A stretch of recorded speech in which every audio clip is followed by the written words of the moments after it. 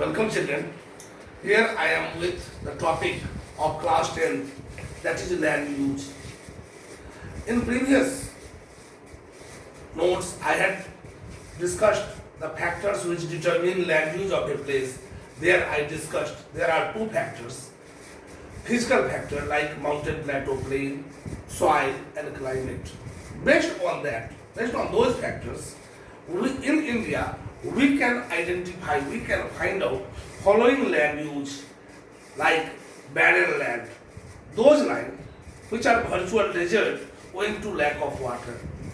Then we have wasteland which is not fit for cultivation due to loss of fertility. Permanent pastures, that is mountainous, hilly areas, forest region where the largest cattle population of the world which India has depends on grazing. And then we have cultivable waste, though they are deliberately left either purposefully or out of dispute, where cultivation is done either once or twice in 2 to 3 years. And then we have current fallow and gross cropped area or dead sown area. Under this we have largest acreage, that is 54% of the total area. Under such category we have land use. Now if we see the land use pattern, of India, then we have two different years for the comparison. In your book, through two pie charts, it has been illustrated that the land use pattern in the year 1960-61 and land use pattern in the year 2003 and 4.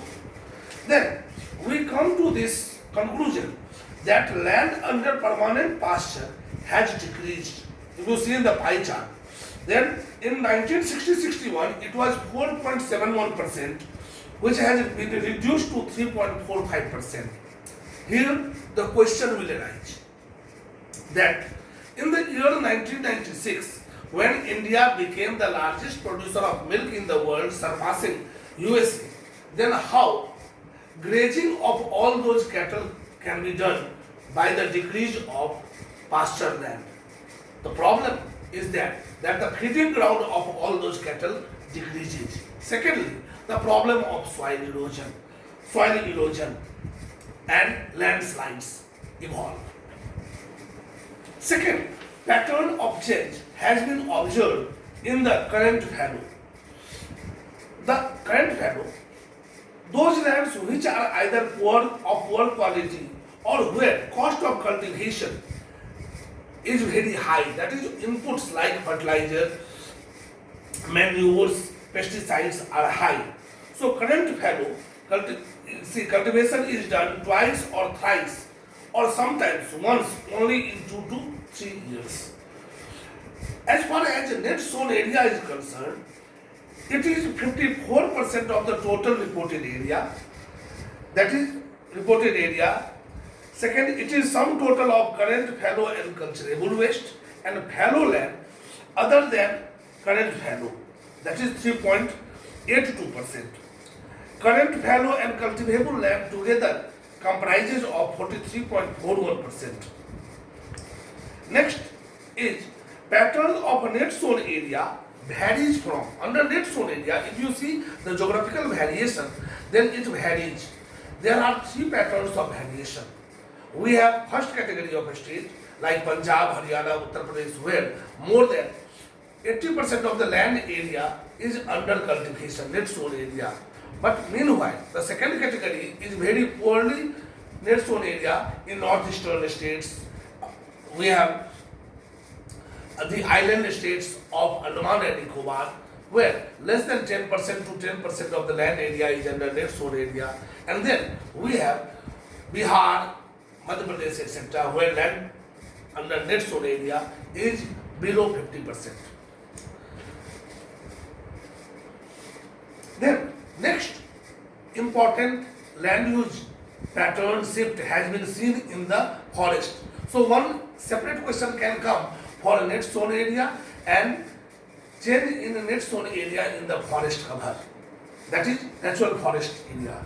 You know that National Forest Policy 1952 has categorically said that at least one third or 33% of the total area of the work of any geographical region must be under the cover of forest.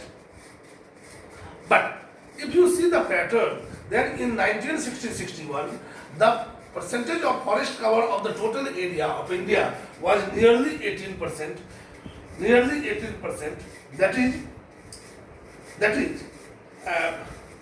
nearly 18. That is 18.11%, which has increased substantially to 22.57%, much lower than national expectation of 33.33%.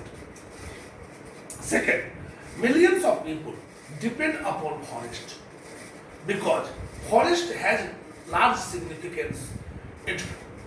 It conserves our ecological aspect. It is a storehouse of large number of furniture wood and biodiversity region. So this way, forest has seen a substantial growth, that is 18.11% to 22.57%.